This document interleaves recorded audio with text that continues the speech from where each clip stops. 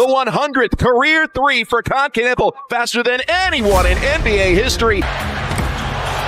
Right to Knueppel! Tie ball game! Oh, yeah! The most dangerous rookie in the 2025 NBA draft was not the number one pick.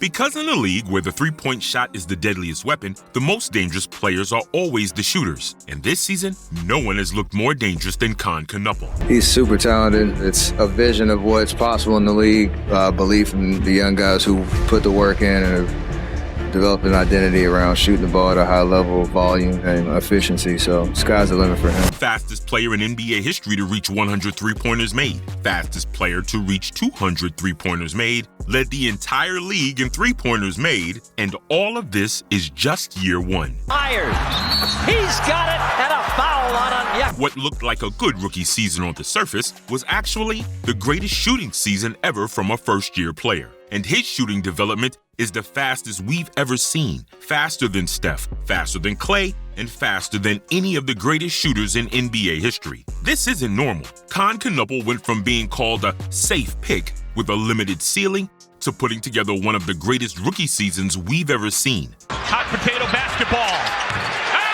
Hope the parents are watching that. And once you understand how he plays, it starts to make sense. Because Kon Knueppel is exactly what NBA analytics tried to warn us about. For years, NBA scouts have been chasing the same checklist. How high can he jump? How fast can he run?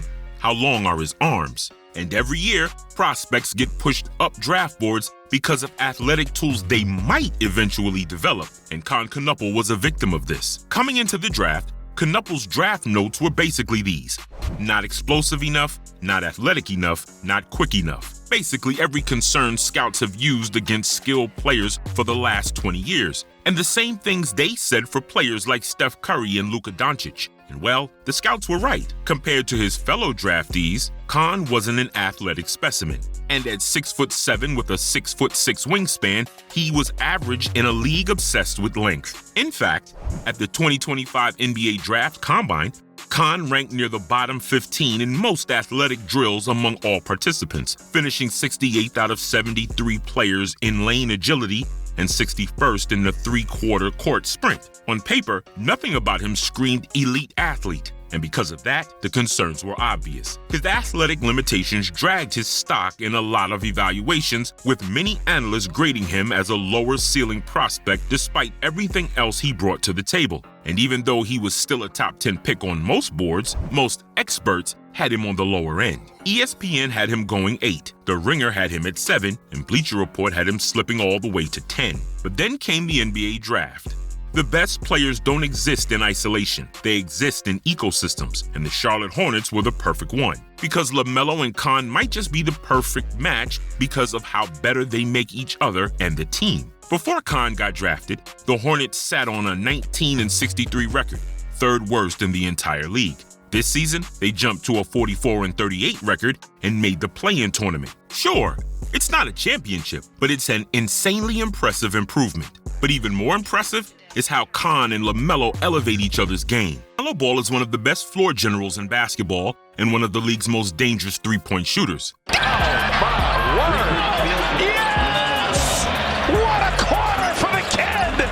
Kon Knueppel is the most dangerous three-point shooter in the league this season, and when they play together, the amount of gravity they generate is ridiculous. Defenses have no choice but to load up on LaMelo because he's one of the NBA's best creators. He gets into the paint, forces help, and bends the entire defense around him. And the moment defenders commit, someone is left open: Kon. And giving extra space to the most accurate high-volume shooter in basketball right now is about as smart as leaving your front door open in a bad neighborhood. Basically, LaMelo creates the advantage, Kon punishes it, and vice versa. When these two guys shared the floor, LaMelo's efficiency at the rim jumped from 59% to 61.9%. He got to the rim more often too, with his rim attempt rate climbing from 15.2% to 16.5%. And it's not just at the basket. His short mid-range game, floaters, runners, and shots just outside the restricted area took a massive leap, rising from 31.7% to 39.1%. And for Kon, his true shooting percentage exploded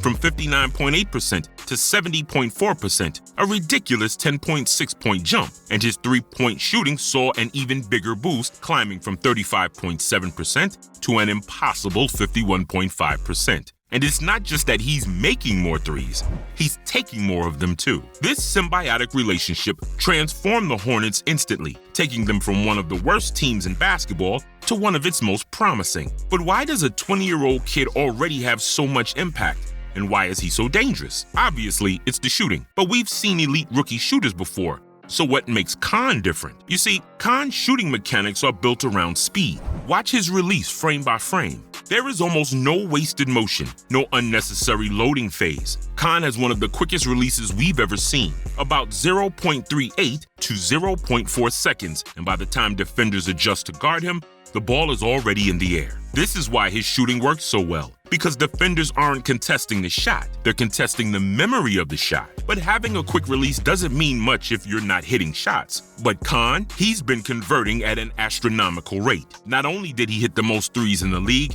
he did it while being the most efficient high-volume shooter by a wide margin. And throughout the month of February, Kon shot an absolutely ridiculous 53.7% from three. His accuracy is so elite that he was almost in the 50-40-90 club. And at this rate, it's only a matter of time before he gets there. But if you think his volume and efficiency are scary, his versatility might be even worse. Shooting off screens, shooting off the dribble, catch and shoot threes, contested threes. He does it all. This season, Kon converted an absurd 87.4% of his catch and shoot opportunities and generated 1.15 points per possession in the half court. Translation? It didn't matter whether the defense was scrambling or completely set, Kon was still getting buckets. And with everything he has shown so far, he has completely proven the scouts wrong. His ceiling isn't just good shooter, it's offensive engine. And the funny thing about Kon Knueppel is that his success shouldn't have surprised anyone. The signs were always there, right from his Duke days. But playing alongside the most hyped prospect of the draft, Cooper Flagg, it was easy for Kon to be overshadowed. But every time defenses loaded up on Flagg, Knueppel quietly punished them. As a freshman, he averaged 14.4 points, 4 rebounds, and 2.7 assists, while shooting 47.9% from the field, 40.6% from three, and an insane 91.4% from the free throw line, which is the 4th best single-season free throw percentage in Duke basketball history. And despite sharing touches with future lottery picks, Kon still earned all ACC second-team honors, ACC All-Freshman honors, and ACC Tournament MVP. Then March Madness arrived, and instead of shrinking under the spotlight, he got better. Over Duke's NCAA tournament run, Knueppel averaged 15 points per game, while shooting nearly 56% from three. In the Elite Eight against Arizona, he dropped 20 points on 71% shooting. In the Final Four against Houston, he scored 16 points and knocked down 3 triples. And that's when scouts should have realized something. This wasn't just a catch-and-shoot specialist. This was a player whose production actually improved when the pressure increased.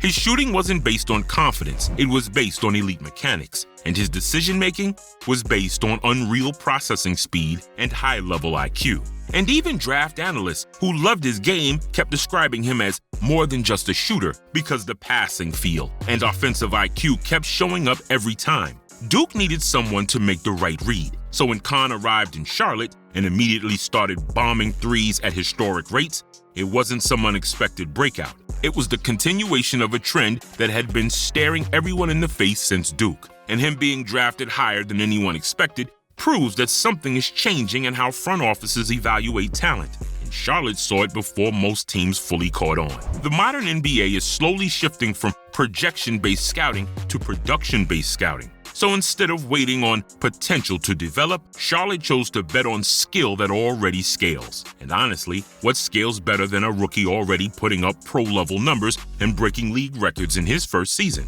Kon Knueppel is proof of what NBA analytics have been trying to tell us. And what's funny, he went from a kid that didn't even like sports to a kid that's redefining the game of basketball. And that's it for the video. Do you think Kon has a chance at breaking Steph Curry's record? Let us know in the comments below. Don't forget to like and subscribe, and we'll see you in the next one.